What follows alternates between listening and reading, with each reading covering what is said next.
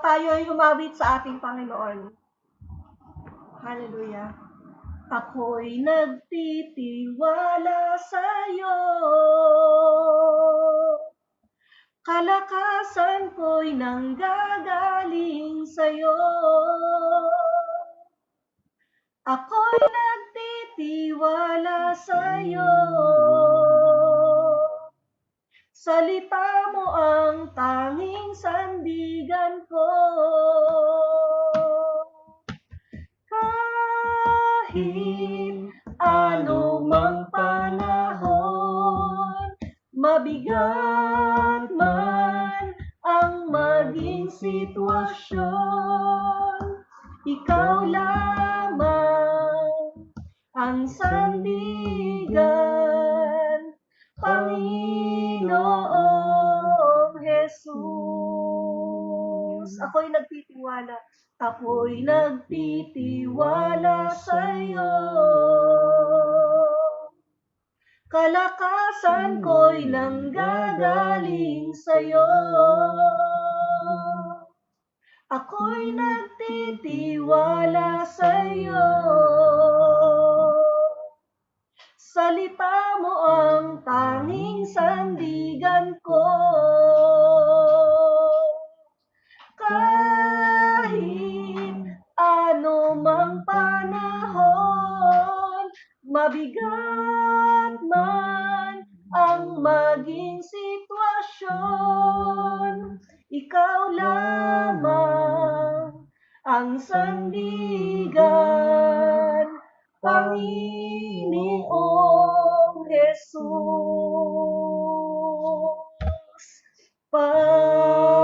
Pag-ibig mo ay sapat, awa mo'y para sa lahat. Kahit ako'y nagkulang, salita mo ang tanging sandigan ko. Kahit anumang panahon, mabigat man ang maging sitwasyon, ikaw lamang ang sandigan, Panginoong Jesus. Sa aming buhay, Panginoon, kami ay magtitiwala sa iyo, mananalig, Panginoon. Tatayo, O Diyos, sa aming pananampalataya na ikaw, Jesus, na nagbigay ng iyong sariling buhay, ipinako sa krus, iniligtas kami, Panginoon, sa aming mga kasalanan. Higit pa ang pag-ibig na inyong ipinaranas, inyong ipinakita sa amin, Panginoon. Kaya nga po, Panginoon, anumang pagsubok ang dumating sa aming mga buhay, maranasan man namin ang pinakamababa at pinakamatinding problema, Panginoon. Alam namin, Panginoon, na kami ay magtitiwala sa iyo dahil ikaw ang aming sandigan.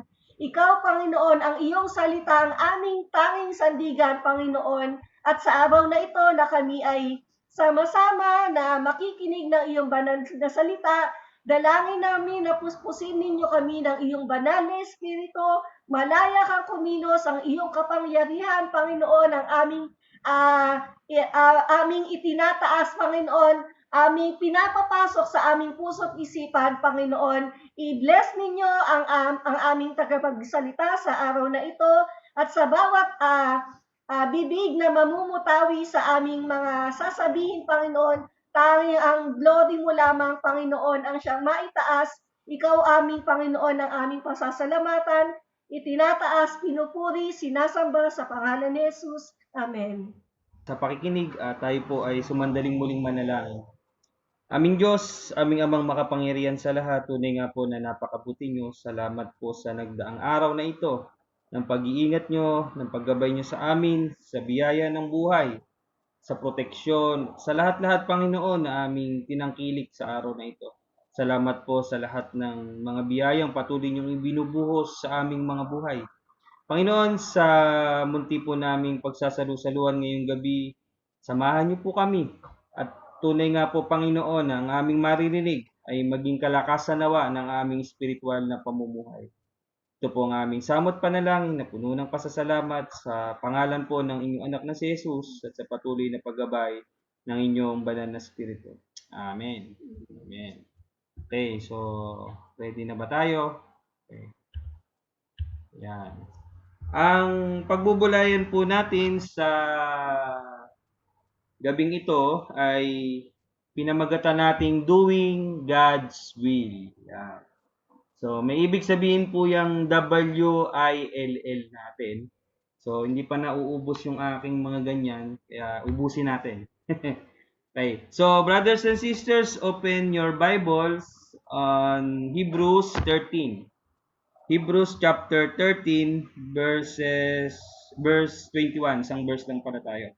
Tapos may mga supporting verse tayo mamaya. So, ang key verse natin is Hebrews 13:21. Hebrews 13:21. So, babasahin ko po. Naway ipagkaloob niya sa inyo ang lahat ng kailangan ninyo upang maisagawa ang kanyang kalooban at sa pamamagitan ni Jesucristo ay gawin niya sa atin ang kalugod-lugod sa kanya. Papurihan nawa si Kristo magpakailanman. Amen. So ito po ang ating pagbubulay-bulayan. Mga kapatid, sa ating mga buhay, marahil ang iba sa atin mga matagal lang mananampalataya, ang iba naman sa atin ay nagsisimula pa lang. Bilang mananampalataya po ay naiisip ba natin kung ano yung will, no? Yung will, minsan, lagi kasing ang nasusunod minsan yung ating will, no? Yung I. Kaya nga minsan yung madalas natin na example, lahat ngayon ay nasa sentro sa atin, selfie, no? May iPad, iPhone, puro me, no? So, yung laging gusto natin. Pero naisip ba natin kung ano ang will ng Diyos? Ano ang gusto ng Diyos sa ating buhay? Ano yung kalooban ng Diyos sa ating buhay, no? Minsan naitatanong ba natin 'yon sa ating mga sarili? So, etong acronym natin ng will, no, ay makakatulong sa atin upang malaman natin kung paano ba, no, paano malalaman ang kalooban ng Diyos at paano ba natin ma-achieve, no, paano natin malalaman, paano natin magagawa kung ano ang nais ng Diyos sa ating mga buhay. So, yung una natin is walk, no? Walk with the Lord, no? Walk with the Lord. So, syempre, hindi natin pwedeng malaman ang kalooban ng Diyos, hindi natin pwedeng hindi tayo magkakaroon ng relasyon sa Diyos kung hindi tayo lalakad na kasama ang ating Diyos. So, diyan sa 5:22, Genesis 5:22, ito ay verse patungkol kay Enoch, no? Kilala niyo ba si Enoch? Si Enoch po ay isa sa dalawang tao na rapture, no? Sila yung kinuha ng Diyos, inilipat, hindi sila namatay. Si Enoch po saka si Elijah, yan, dagdag kaalaman sa atin, no? Yung dalawang natatanging tao na yon, ang kinuha ng Diyos, hindi sila namatay, inilipat sila, no? Kinuha sila, kasama nila ang Diyos ngayon, no? So si Enoch at si Elijah, no? Si Enoch, ang sabi po doon sa Genesis 5:22, at lumakad si Enoch kasama ang Diyos pagkatapos na maipanganak si Matusalem na 300 taon, no? So anak niya si Matusalem, no? 300, sabi diyan, at 300 taon, no? 300 years old na si Enoch nung kinuha siya ng Diyos, no? At nanganak ng lalaki at mga babae. So, si Matusalem, tatay niya si Enoch, no? Para dagdag din. Saka si Matusalem, siya din po yung pinakamahabang nabuhay sa mundo, 969, 969 years old, no? Siya yung world record, no? Pinakamatandang tao sa balat ng lupa. Okay. So, sinasabi lang diyan mga kapatid na naglakad siya ng kasama ang Diyos, no? Imagine niyo sa dami ng mga nilalang, 2 tao ang inilipat ng Diyos doon sa kabilang buhay, no, na hindi dumanas ng kamatayan. At isa nga po si Enoch doon kasi si Enoch po ay lumakad ng kasama ang Diyos. Naging magkaibigan sila, no? Sa ating pong mga mananampalataya ngayon, no, may mga totoong Kristiyano at may mga professing Christian lang, no, na church goer, ay ang gusto nila mga kapatid ay hawak ang kanang kamay, no? Hawak nila ang Diyos sa kanilang kanang kamay at hawak nila sa kaliwang kamay ang mundo, no? Gusto nila ay pareho, no? Sabihin natin parang namamangka sa dalawang ilog. Pero mga kapatid, hindi po pwede yung gano'n, no? Kailangan po ay tayo ay mamili, no? Kaya nga yung kung naaalala nyo bakit lagi, no? Hindi nyo ba naisip yung bakit lagi kanan sa Diyos, kaliwa sa kalaban, no? Kasi even the Bible, no, doon sa account ni Matthew, sabi, ise-separate daw sa kanan ang mga tupa, sa kaliwa ang mga kambing. No, so Bible din ang kinuha na noon kung bakit kanan ay sa Diyos, kaliwa ay sa kalaban. No?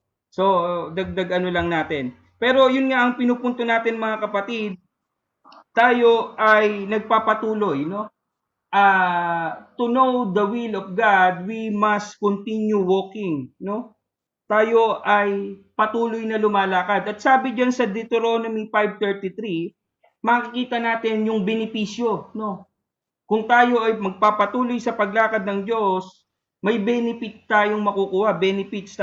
Sabi dito sa Deuteronomy 5:33, kayo'y lalakad sa lahat ng mga daan na inutos sa inyo ng Panginoon ninyong Diyos, upang kayo'y mabuhay at upang ang lahat ay maging mabuti sa inyo. Sabi, magiging mabuti lahat sa inyo.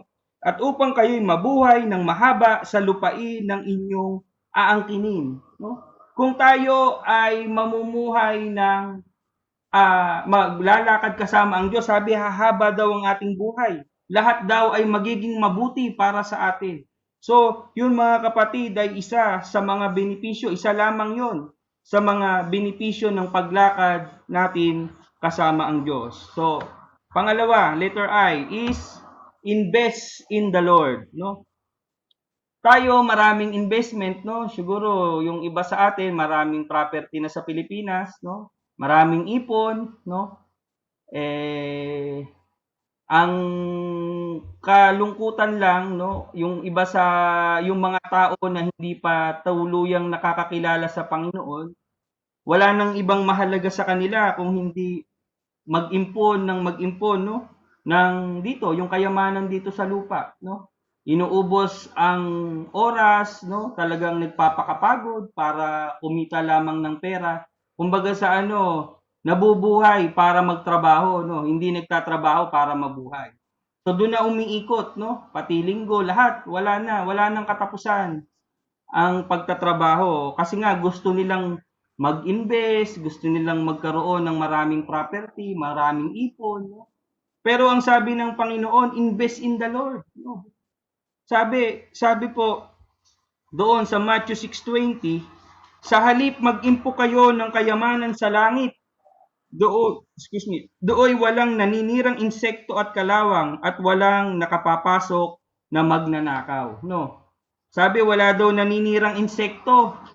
'Di ba yung mga nakikita nating mga Pilipino, pagawa ng bahay, tuwing uuwi sila, nagpapagawa uli na, pinapagawa, pinare-repair kasi inaanay yung bahay, walang nakatira. 'Di ba? Walang nakatira sa bahay, no? Tapos ang swerte ng mga katulong nasa mansion, no? Tapos yung mga amo nila na may-ari ng bahay na dito, nagbo-border lang pala, no? Yan ang mga nakakalungkot na realidad, ano? Pero bilang mananampalataya mga kapatid, no, hindi ko namang sinasabi na masama na magkaroon tayo ng mga investment, no? Ang importante lang ay hindi yun ang umaagaw ng atensyon natin para sa Panginoon. Kasi ang problema ng maraming tao, sa kagustuhan nilang mag-invest ng mag-invest, no? pati araw ng linggo, wala nang panahon sa Diyos, no? Wala nang panahon sa sarili, hindi na rin sila nakikita-kitang pamilya, no? Gigising ng maaga, gabi na uuwi, nauubos, no, ang buhay, no, sa pag-iimpok. Pero ang sabi nga, no, mag-impok kayo ng kayamanan sa langit. Hindi nananakaw, hindi nasisira ng insekto, no? So mga kapatid, to do the will of God, kailangan unahin natin siya. Matthew 6:33. Sabi dito sa Matthew 6:33, unahin ninyo ang mapabilang sa kaharian ng Diyos at ang pagsunod sa kanyang kalooban at ibibigay niya ang lahat ng pangangailangan ninyo. Sa English, di ba, seek ye first the kingdom of God and all these things shall be added, no, unto you. Yun ang point dito eh. Kumbaga add-on na lang lahat, no? Lahat ng gusto natin sa buhay, nakita na natin, natagpuan na natin ng Diyos. Dagdag na lang 'yan, bonus na lang kasi natanggap na natin eh. Nakuha na natin ang pinakamahalaga. At 'yun nga ay yung natagpuan natin ng Panginoon, no? Na nakilala natin ang Panginoon, tayo'y naligtas ng Panginoon. 'Yun ang pinakamahalaga sa ating buhay. So, pangatlo, look. Sabi diyan, look to the Lord. No. Sabi doon sa Hebrews 12 verse 2, ituon natin ang ating paningin kay Jesus. Sa kanya nakasalalay ang ating pananampalataya mula simula hanggang katapusan. Dahil sa kagalakang naghihintay sa kanya, hindi niya inilintana ang kahihiyan ng pagkamatay sa krus at siya ngayon nakaupo sa kanan ng trono ng Diyos. No? So, focus our eyes on Jesus, the author and finisher of our faith. Minsan, ang problema natin bilang mananampalataya, no? Hindi tayo nakapokus doon sino ba yung pinaglilingkuran natin.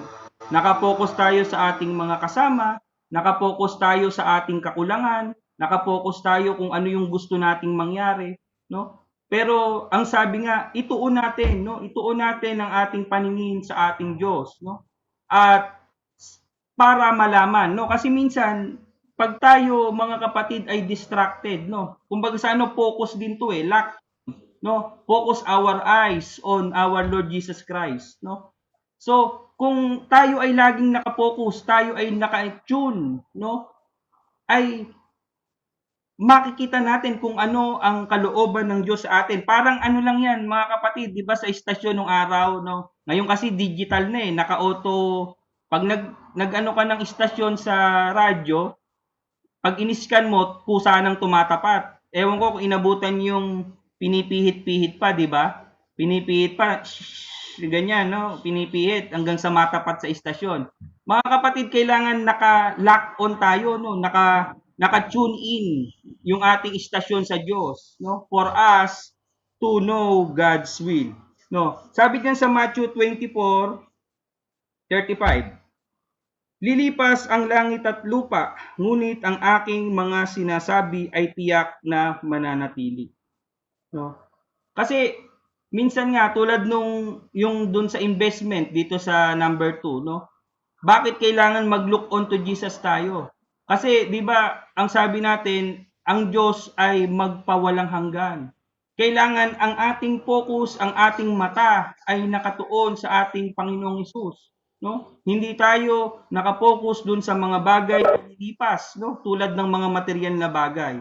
So yan yung sinasabi dun sa Matthew 24:35. Sabi, lilipas ang langit at ang lupa, ngunit ang aking mga sinabi ay tiyak na mananatili. Ang mananatili lang mga kapatid, yung mga pangako ng Diyos, no? Yung kanyang mga salita na ibinigay sa atin, no? At ang siya lamang ang mananatili, no? Sabi nga, siya ang Alpha, siya ang Omega, no? So, sa Diyos natin ituon ang ating pag-asa. Siya lang ang hindi magbibigo sa atin, mga kapatid. Siya lang ang hindi bibigo sa atin. Pwede tayong biguin ng lahat ng tao, no? Kahit pa ang pinakamamahal natin sa buhay, pero ang Diyos tayo bibiguin. No? Okay. So, yung huli natin mga kapatid is love as the Lord. No? Love as the Lord. Doon sa Luke 10:27, ito yung sumagot ang lalaki, ibigin mo ang Panginoon mong Diyos ng buong puso mo, buong kaluluwa mo, buong lakas mo at buong pag-iisip mo. At ibigin mo ang iyong kapwa gaya ng pag-ibig mo sa iyong sarili. No? Ito yung senaryo no tinanong, ano ba ang pinakamahalagang kautusan, no? Sumagot nga yung lalaki. Ito yon sa Luke 10:27. So, love as the Lord, no? Sabi, ibigin mo ang iyong kapwa gaya ng pag-ibig mo sa iyong sarili. Tinuturuan tayo ng Diyos na ibigin ang ating kapwa na gaya ng ating sarili, no? Kung titingnan natin mga kapatid, marahil narinig niyo na rin ito, ang krus, no? Ang krus na sumisimbolo sa dakilang pag-ibig ng Diyos, sumisimbolo sa kanyang katubusan ng ating mga kasalanan, sumisimbolo sa dakilang plano ng pagliligtas sa atin ng Diyos, no? Ito ay krus, no? Merong siyang pataas at meron siyang pahalang, di ba? No? Yung pataas is for God and yung pahalang is for our fellow men, di ba? So papaano natin, no? Paano natin maipararamdam ang pag-ibig natin sa ating kapwa, no? Pag-ibig natin sa ating Diyos, eh hindi naman natin siya nakikita, di ba?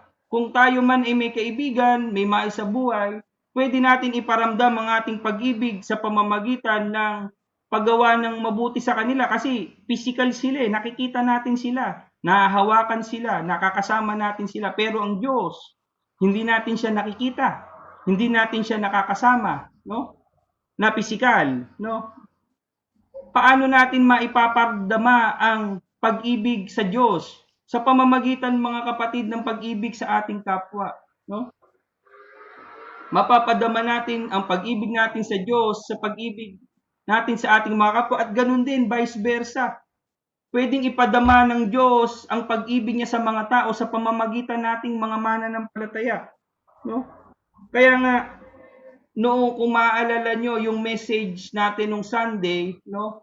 God extending his arms, loving us, no? Giving us his mercy, di ba? At tayo mga kapatid, ang kamay ng Diyos, no? Tayo ang tutulong sa mga tao sa pamamagitan natin, tutulong ang Diyos upang maabot ang mga nangangailangan. So, love as the Lord. So, mga kapatid, in conclusion, to do God's will, we must walk with the Lord, no? Invest in the Lord, look to the Lord, and love as the Lord. So, ito po yung ating mensahe sa gabing ito, doing God's will. At nawa po ay maging uh, maging ano natin ito, maging daan natin ito, maging gabay natin ito upang patuloy natin marinig, no? Maramdaman, malaman kung ano ang kalooban ng Diyos sa ating mga buhay. Sa pangalan ng Ama, ng Anak, at ng Banal na Espiritu. Amen. Okay.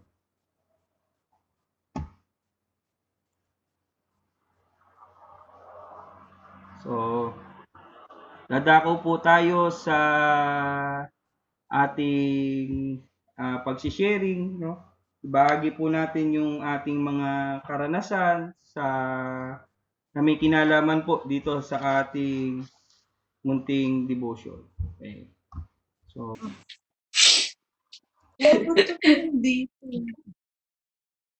Dali! Oh. Wala ka bang i-share? Ako, sige. Ako siguro doon sa apat, yung pang-apat. Love is, love as the Lord. Kasi yun nga, yung pagka kasi yun, nandun na lahat eh. Kumbaga, yung yun nga, yung kahit mabigat man yung yung ibigin mo ang kapwa mo na gaya napakahirap gawin pero yun yung mahalaga. Yun ang mahalaga, yung ibigin mo ang yung kapwa ng gaya ng yung sarili, ibigin mo ang Diyos ng buong puso, ng buong kaluluwa. Kasi pagka ganun ang paninindigan, yun ang ina-apply natin sa sarili natin, alam natin na yung direksyon ng buhay natin at ang pananampalataya natin sa Panginoon ay talagang alam natin na magiging matagumpay tayo hanggang sa wakas. Yun lang. Kaya, Ako, pastor, sa ano ako doon sa invest to the Lord. Invest in the Lord. Eh, napatunayan ko yan dahil sa mga naging experience ko, yung talaga yung pang dito lang. Pag dito ka nag-invest sa lupa, yung nag-ipon ka, sinunod mo yung layo mo, may hangganan yan eh. May hangganan. May limit yan. Pero pag sa kanya ka nag-invest, sa kanya ka nag-dedicate ng time, binigay mo sa kanya yung kung ano yung para sa kanya, malaki yung magiging return sa'yo. Isang napakalaking bagay na hindi matutumbasan ng pera. Yung talaga yung happiness, unlimited sa lahat. Yun lang, Pastor. Hindi ko na mabaan para sa akin. Invest in the Lord. Para sa akin naman, sa aking personal na buhay, ang para sa akin yung walk with the Lord. Kasi kapag alam mo kung sino yung kasama mo habang tayo nandito sa mundo, kung paano tayo kumakapit, parang mas gumagaan yung buhay natin kahit na sa kabila na napakadami problema na nararanasan natin, parang gumagaan na lang kapag alam natin na meron tayong kasama na malaking Diyos na hindi tayo nag-iisa at yung habang tayo lumalakad, yung kasama ng Diyos sa ating mga buhay, natututo rin tayo lalong lumalim ng ating relasyon sa Kanya sa pamamagitan ng pananalangin, yung ginagawa natin na to, yung pag-Bible study, mas lumalalim pa yung pagkakilala natin sa Panginoon at nakakapagpatuloy pa tayo sa mga susunod pa na mga susuungin natin sa buhay. Pero hindi siya ganun sa pabigat, merong kaya natin i-handle kasi parang nagiging confident tayo pagka alam natin ang kasama natin sa lakarin natin, sa lakbayin natin dito sa mundong to ay ang Diyos talaga, ang ating Panginoong Jesus. At magpapatuloy na yan, siyempre, magiging maganda na yung parang takbo yung sistema, alalayan niya tayo habang patungo tayo kung ano man yung mga plano natin sa buhay at magpapatuloy tayo sa paglalim pa sa ating mga faith. Yun lang po, Pastor. Bali sa akin, ang gusto ko lang i-share, sa paggawa dun sa doing God's will, dahil sa mga distractions na nararanasan na dumadating sa buhay natin, yung nagiging hindrance kaya hindi siguro natin nagagawa yung will ni Lord para sa buhay natin. Tulad nun, walk with the Lord. Parang siguro,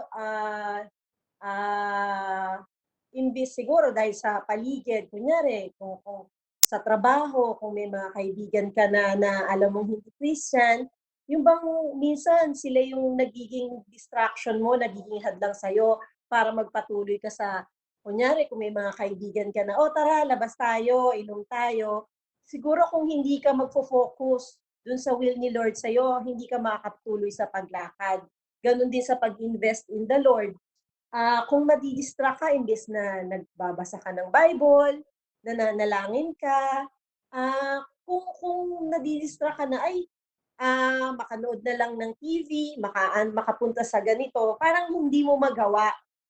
So, pangatlo, look to the Lord. Parang kung nadidistract ka na imbes na sa Diyos ka tumingin, parang may ibang bagay kang parang gustong gawin. Alam mo yon? Ayan, may trabaho kailangan ko magtrabaho ng Sunday. Imbis na yung focus mo para na lang sana sa Panginoon yung araw na yun, nadidistract ka pa ng ibang bagay. At lalo na yung sa love as the Lord. Minsan, syempre, pag meron tayong taong kinaiinisan, alam mo yon bilang Kristiyano, nainis ka man sa kanya or hindi, kaibig-ibig man siya o hindi, di ba? Minsan, ang guilty rin tayo sa ganyan na, naiinis ako dun sa ganyan. Pero kailangan mo pa rin siyang kailangan mong gawin kailangan mo siyang mahalin So, talagang yung distraction, kung magpapadala tayo sa distraction, nawawala tayo sa focus kung ano man yung will ni Lord na dapat natin gawin. So, yun lang siguro sa experience ko, more yun nga lagi sinasabi natin ni Pastor na magbabad ka hangga't maaari talaga. Mag-pray, magbasa ng Bible, mag-reflect, mag-devotion, para siguro hindi tayo nalalayo sa kung ano yung dapat natin gawin. Na kung ano man yung will ni Lord sa atin. Yun lang po. Amen. Teka muna, ha? Maganda yung topic ni Pastor. Ano yung topic, Pastor? Doing God's will. God's will. Okay, maganda yung topic. Doing God's will. Okay, aesthetic, screenshot. Aesthetic. Okay. Okay, doing God's will. Okay, tanong sa ating lahat, tayo ba'y saved na? Yes, no? Tayo ba'y Christian na? Yes. Okay. Sure, ha? Okay. John 1, verse 12. NIV nga lang ito. Valid bang NIV? Okay naman NIV, no? Kaya lang, medyo, yung mababaw na interpretasyon. Ang sabi rito, yet, to all who did receive Him, to those who believe in His name, He gave the right to become the children of God. What is the answer? God, you must to do His will. Yan yung topic ni Pastor. Kailangan, para maging anak ng Diyos, you must to do His will. Not our will. God's will. No? At para mag-reflect God's character sa atin. Kaya tayo, bilang anak, kaya tayo naging anak, kawig natin ang ating ama. Di ba? Okay. Kaya, God's will, pagka sumusunod tayo sa God's will, you have the right to become, you consider the Son of God. Kaya tayo mga anak ng Diyos, kailangan tayong sumunod sa kanyang utos, sa kanyang kagustuhan. No? Alam naman natin mga kagustuhan niya. Love each other. No? I love you, love each other, di ba? Bless each other. No? God, no? Yun ang mga kaya anong ibig sabihin nga? God's will. We must to do the will of the Father. Yun lang. Okay? Okay. Pastor, sa magandang message sa pagpapaalala sa amin na kung na dapat gawin yung will ng kalooban ng Panginoon. So kasi bilang isang Kristiyano, tayo ay kumbaga parang in-expect tayo na gawin ang kung ano yung kalooban ng Diyos sa buhay natin. And I think isang naging eye-opener sa atin yung nangyari nitong mga kalamidad, itong mga yung COVID na nakita natin na talagang dapat sa Panginoon lang tayo nag-i-invest, hindi lang dun sa financial, kundi yung time natin na nakita natin na talagang anytime sabihin lang ng Panginoon pwedeng mawala sa ating lahat. So kaya napaka-importante na nag-i-invest tayo sa Panginoon. And sa dami na, siyempre, marami tayong mga pagsubok na pagdadaanan na napaka wala tayong pwedeng gawin, kundi tumingin lang tayo palagi sa Panginoon na kung ano yung kalooban niya sa atin, kung ano yung layunin niya sa atin, na huwag tayong panghihinaan ng loob. Pero dito sa apat na ito, siguro, kung yung ano yung pinakamahirap na gawin is yung mahalin natin yung kapwa natin na kagaya ng pagmamahal natin sa Panginoon at sa sarili natin. Kasi kagaya nga ng sabi ni Sis Della, minsan kasi very challenging ito. Minsan iniisip ko nga kung pag naiinis ako sa isang tao, pero alam mo sa puso mo na parang naiinis ka, pero pinapakitaan mo pa rin siya ng mabuti kasi alam mo yun ang tamang gawin. Kaya minsan nakukonsensya ako, ako ba ay hindi ko ba minamahal ang tao ito? Ako ba ay dahil ako'y naiinis? Pero kabutihan naman yung pinapakita mo. So, paano ba yung pastor? Kasi minsan nako-confuse ako dun yung parang alam mo na naiinis ka, pero kabutihan pa rin ang pinapakita mo. Oo, kasi babalik din sa atin yan lalo pag alam nila na mananampalataya tayo, yun ang napakabigat, no? Yung ibabalik nila sa atin yung minsan kasi sila na yung may kasalanan pag nag-react tayo, di ba? Tayo pa yung masama, no? So, ganun talaga, may mga times na napakahirap pero kailangan nating magtiis at kailangan natin ipakita, no? Hindi natin pwedeng, no, kung batuhin ka nga, kaya nga yun yung famous saying na pag binato ka daw ng bato, batuhin mo ng tinapay na may palaman. So, So oppression lang ba yon ng kaaway na ikaw ay na kasi minsan feeling mo ang sama-sama mo kasi may ganun kang feeling na nararamdaman, although ang iyo namang ginagawa pa rin is kabutihan, pero may yung sa puso mo nararamdaman mo yung inis mo. So, ginagawa mo ba ang kalooban ng Panginoon or hindi? Or oppressed ka lang?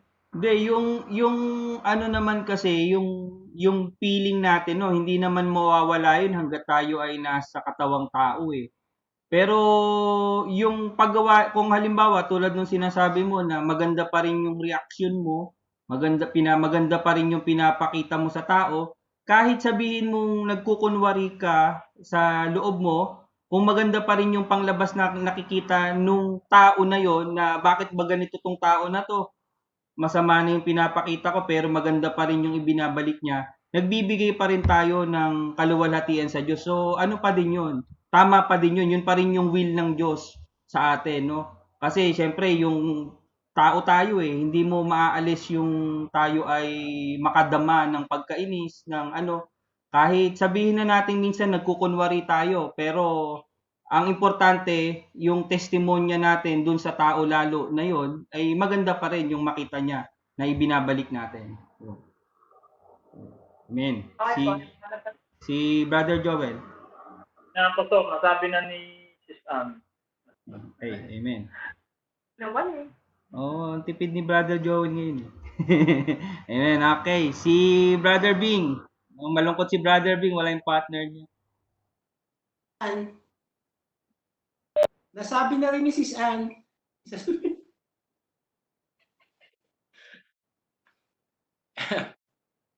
Ano? Ayan, narinig niyo ako? Okay. Ayan, magandang gabi po sa ating lahat, no? Napaka-importante nung doing, dun sa doing God's will, dun sa topic ng pastor. Iba kasi yung knowing lang presupposes niya yung doing Ibig sabihin, pag ginagawa mo na, may conviction na, naniniwala ka na. So, yung knowing, hindi na siya yung knowing lang. Ginagawa mo na siya. So, ayan, something lang na ano. Sa napakagandang refresher, dati kasi parang pag sinabing, kung ano yung God's will, ganun lang no? So ngayon, na-realize natin, hindi pala na-realize na nabigyan tayo ng guidelines si Pastor na ito yung magiging reference natin. So ako, personally, natuto ko dun sa kalalan natin, partly yung particularly dun sa invest. So, yun nga, magpatuloy tayo. Yung guidelines na to makakatulong sa atin sa pag. Yun lang po. Salamat. Mali kami. Nakalimutan ko na yung ano, kala ko nalagpasan mo na ako. Yung panglima, brother. Ha? Hinihintay namin yung panglima. Will ba? Wala pala. May katulad nga dun sa verse, di ba yung isang panalangin yun yung ano natin, binasa natin scripture Doon ako na talagang itong God's will, doing God's will, hindi natin to makakaya sa sarili lang natin. Kaya tinanakita niya rin sa panalangin na ibinigay niya na dalangin niya na ipagkaloob sa atin. Kaya ang ano dito para magawa din natin to lahat ng ito, itong mga God's will. Ito kadikit dito lagi yung panalangin sa ating sarili din na Lord, sa araw na ito, kunwari paglabas natin, Lord, bigyan niyo ako ng kung ano man yung kalooban niyo sa araw na to, ano bang nangyari, o sa isang sitwasyon na ipanalangin natin, ano bang ang kanyang kalooban, di ba? Itong lahat ng mga itong guidelines na to, lahat na ito ipagkakaloob sa atin yan basta patuloy tayong nasa Kanya, patuloy tayong nagtitiwala sa Kanya. Kasi lahat naman ng gagawin natin, nasa plano niya yan nasa plano lahat ng Panginoon yan Kaya lalo na tayong Kristiyano na, anumang magkaroon ng sabi nga nasama ko, yung hindrance o yung mga disturbance. Ang Panginoon, gagawa pa rin ng paraan niya, lalo tayong mga anak niya na nagtitiwala sa Kanya. Gagawa pa rin ang Panginoon na para yung maganda para sa atin. Ang lahat ng bagay kino-convert ng Panginoon sa isang maganda Lagi yan, lalo na sa mga anak niya. Basta lagi tayong patuloy lang nananalangin sa Kanya at patuloy tayong kumakapit sa Kanya, patuloy tayong nagtitiwala sa Kanya. Ngayon ako sa balik-balik sa sarili ko, ngayon medyo meron akong mga iniisip na alalahanin, pero nung mga alalahanin na yun iba yung pananaw ko ngayon nung naging Kristiyano ako, iba na yung pananaw ko, yung worries, katulad nga dating napag-usapan natin, worries normal yan tao tayo meron tayong mga pero dahil alam kong may Diyos na nasa likod ko, nasa tabi ko, hindi lang pala nasa likod, nasa tabi ko palagi. Alam kong hindi niya kami pababayaan, lalo-lalo yung father ko. Alam ko may magandang purpose itong nangyayari ngayon sa family namin, sa parents ko, lalo sa father ko. Pinagtitiwala ko lahat sa Panginoon ko. Dahil alam kong yung lahat ng God's will, magagawa ko to, magagawa namin ito sa tulong din niya, sa tulong ng ating banal na espiritu na gagabay sa amin palagi. Yun lang po at magandang gabi. Amen. Amen. Thank you, Brother Dave. Ang lahat, mga kapatid, doing God's will. Tinitignan ko rin yung pinag-aralan natin. Ang na-experience ko talaga yung nahihirapan ako dito sa pang-apat. Love as the Lord. Pero napansin ko rin, kung nagagawa na natin yung love as the Lord, ito na yung bunga na ibig sabihin, nagagawa na natin yung 1, 2, 3. Yun lang ang idadagdag ko. Kasi nag-i-invest tayo Nag-invest, look. Yung una, walk, invest, and look. Yun, magagawa nating magmahal nung tulad na kay Kristo. Lang may dadagdag ko, mga kapatid. Pero, para sa akin, dito talaga, experience ko rin to yung tulad nga nung sinasabi ng mga kapatiran natin na yung sinabi paano mo may papakita sa tao na mahal mo, naiinis ka, pero yun talaga ang hirap. Pero ako dito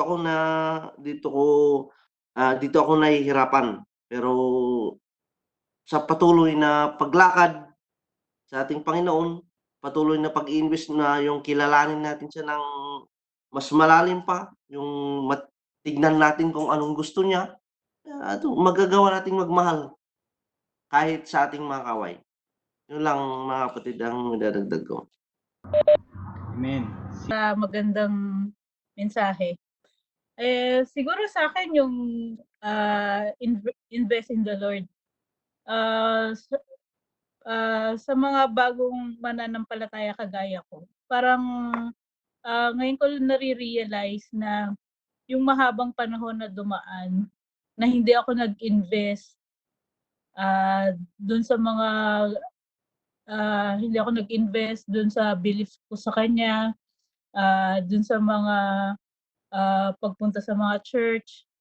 Kasi syempre ang Catholic, ibang Catholic, pumunta ka kung gusto mo, sumamba ka kung gusto mo o ayaw mo. Hindi kagaya ngayon, parang blessing talaga to dahil ngayon namin, ako at saka si mama, ngayon namin napatunayan na iba pala talaga pagka sumasampalataya ka na sa Diyos.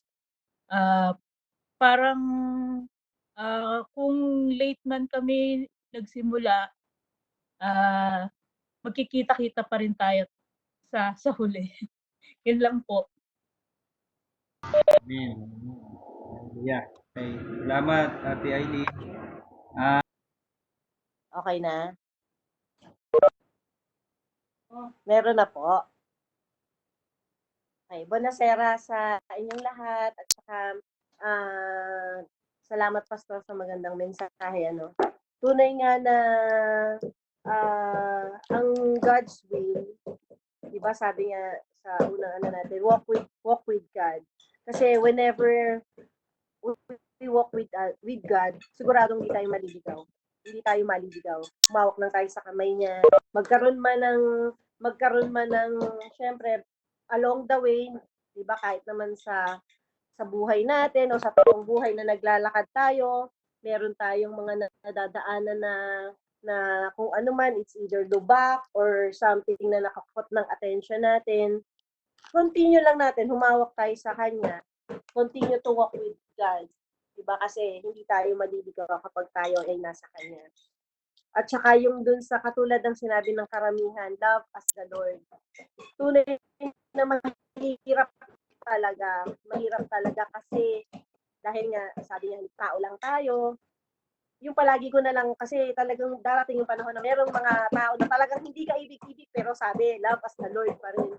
Siguro pwede natin simulan sa panalangin. Panalangin natin sila. Hindi man natin sila kayang ibigin kaagad, di ba? Panalangin natin sila na yan din palagi ang sinasabi ng mami kasi kahit ako personally guilty ako diyan na mayroong mga tao na hindi ka ibig-ibig pero kaysa magalit ka panalangin mo na lang sila, di ba? So maganda yung natin yung binigay na message ni Pastor. Salamat po. Amen. Amen. Panalangin daw na kunin na ni Lord, ate. wag naman, ano. So, panalangin na bumait sila. Amen. Oo, yun. Okay, thank you po. Okay. Wala na po akong masasabi na basta yung salita ng Diyos, pinakikinggan ko lahat yun. At isinasa puso kong lahat. Amen po, amen. Okay.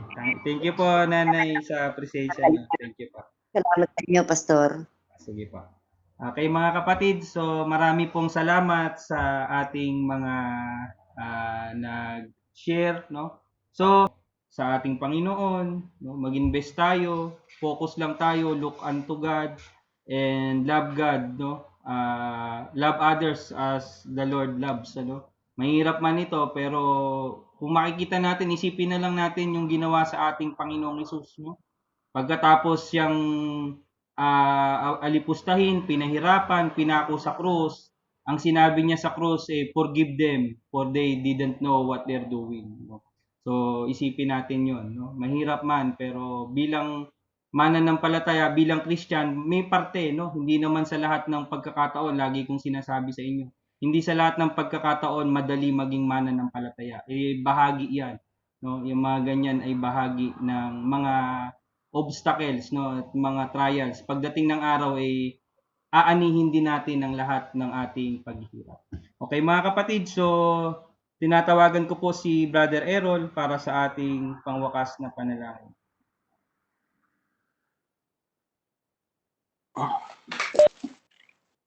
Ayusin ko muna yung video para magandang pagkakuha. Okay, tayo manalangin mga kapatid. Aming Amang nasa langit, salamat sa araw na namang ito. Salamat sa pag-ingat sa bawat isa sa amin, Panginoon. At kami binigyan mo ulit ng pagkakataon na makapag-aral, mapag-aralan yung mga salita. Sa tulong ninyo, Panginoon, maraming salamat. At maraming din salamat sa patuloy na proteksyon sa bawat isa sa amin, Panginoon, sa kapatiran. At sa mga mahal namin sa buhay, Panginoon. Salamat din sa proteksyon na inyong pinagkakaloob sa kanila. Malayo man sila sa amin, alam namin, Panginoon, na maging maayos din ang lahat dahil maayos kami na maayos kami na nakapag-aaral at nakapakikinig ng iyong mga salita. At kami, Panginoon, humiling din kami, Panginoon, ng kapatawaran sa mga pagkukulang na aming nagagawa, Panginoon, sadya man o hindi. Patawad po, Panginoon. At patuloy kaming humingi ng patuloy na proteksyon sa amin, sa aming pagtatrabaho, sa mga mahal namin sa buhay, Panginoon. And we pray, O God, na sana maghari nawa, Panginoon, ang pag-ibig at kapayapaan sa mundong ito. Ang lahat ng ito'y aming idinulog sa paanan ng iyong anak na si Jesus, na aming tagapagligtas, ng pakikipisan at sa tunggabay ng Banal na Espiritu. Amen. So, thank you po mga kapatid. Mamaya po sa ating family altar, bago po tayo, isama po natin yung father po ni Brother Dave, no? Si Tatay Floring Manalaysay, no? Isama po natin sa ating prayers, yung patuloy na examine, yung recovery para sa operation niya po ay patuloy nating isama sa panalangin. So, salamat po mga kapatid. Ingat po tayo bukas sa mga magdadrive. Maulan yata bukas. Tuti. Ingat kayo. Bye-bye. God bless. Love you po. Ingat bro.